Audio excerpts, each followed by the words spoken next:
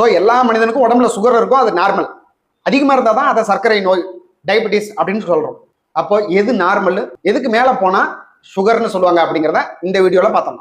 Random blood sugar போறீங்க, எனக்கு sugar இருக்கா இல்லையான்னு பார்க்கணும், பிளட் எடு அப்படின்னு சொல்லி லேப்ல கொடுக்குறீங்க அப்படின்னா அதுக்கு பேர் ரேண்டம் பிளட் சுகர். ஸோ இதுல பாத்தீங்க அப்படின்னா 80ல இருந்து 120 இருந்தா நார்மல்.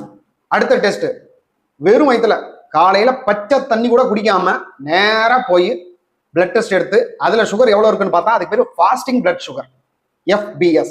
சரிங்களா? அப்படி பார்க்கும்போது உங்களுக்கு 80ல இருந்து 100, சில ஆர்டிகல்ஸ்ல 110 வரைக்கும் நார்மல்னு சொல்றாங்க. அடுத்தது சாப்பிட்டுட்டு 1.5 மணி நேரம் கழிச்சு, கரெக்டா 1.5 மணி நேரம் கழிச்சு போய் எடுக்கிறது பேரு post prandial blood sugar, PPBS. இந்த PPBSல எது நார்மல் அப்படின்னா 80ல இருந்து 140 வரைக்குமே இருக்கலாம், பயப்பட தேவையில்லை. இல்ல சார் 120 தானாலே சுகர் தானே அப்படின்னா 140க்கு மேல தொடர்ந்து 3 மாதங்கள் இருந்தது அப்படின்னா அதை சுகர்னு சொல்லுவாங்க. ஸோ சாப்பிடாம போய் எடுத்தா அதுக்கு பேர் ஃபாஸ்டிங் பிளட் சுகர். சாப்பிட்டுட்டு 1.5 மணி நேரம் கழிச்சு போய் எடுத்தா அதுக்கு பேர் PPBS. சும்மா போய் ரேண்டமா சாப்பிட்டு 2 மணி நேரம் ஆச்சு, சாப்பிட்டு 4 மணி நேரம் ஆகுது, எனக்கு சுகர் டெஸ்ட் எடுக்கணும் பாரு அப்படின்னா அதுக்கு பேர் RBS, random blood sugar. So பொதுவா 80ல இருந்து 140க்குள்ள உங்களுடைய பிளட் சுகர் இருந்தால் பெரிய அளவுல பயப்பட தேவையில்லை. இந்த சுகரை செக் பண்றதுக்கு இன்னொரு டெஸ்ட் இருக்கு, அதுக்கு பேரு HbA1c. அதோடைய வேலை என்ன அப்படின்னா அது எதை காமிக்குது அப்படின்னா லாஸ்ட் 3 மாசத்துல நம்ம உடம்புல எவ்வளவு சுகர் இருந்தது அப்படிங்கிறத அது காமிக்கும். ஸோ அதுல பிலோ 5.7, 5.7க்கு கீழே இருக்குது அப்படின்னா நார்மல், உங்களுக்கு சுகர் இல்லை அப்படின்னு அர்த்தம். சுகர் இருக்குது அப்படின்னா கண்ட்ரோலா வச்சிருக்கிறீங்க, சூப்பரான விஷயம்னு அர்த்தம். இதுவே 5.7 to 6.4 இருக்குது அப்படின்னா உங்களுக்கு சுகர் வரலாம், அல்லது சுகருடைய ஆரம்ப ஸ்டேஜ்ல இருக்கலாம், ப்ரீ டயபெட்டிக்னு சொல்லுவாங்க.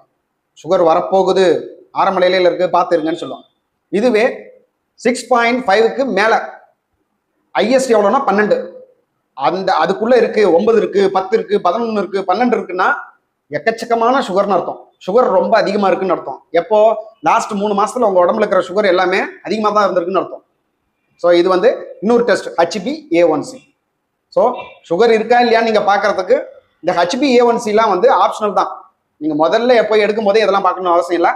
ரேண்டம் பிளட் சுகர், RBS, ரேண்டமா போய் எனக்கு சுகர் இருக்கா இல்லையான்னு பார்க்கணும் அப்படின்னு சொல்லி நீங்க பாக்குற அந்த டெஸ்ட்லயே உங்களுக்கு இருக்கா இல்லையா அப்படிங்கிறது ஓரளவுக்கு தெரிஞ்சிடும். தேவைப்பட்டதுன்னா ஃபாஸ்டிங்கும் சாப்பிட்டு 1.5 மணி நேரம் கழிச்சு இருக்கிற டெஸ்ட் எடுங்க.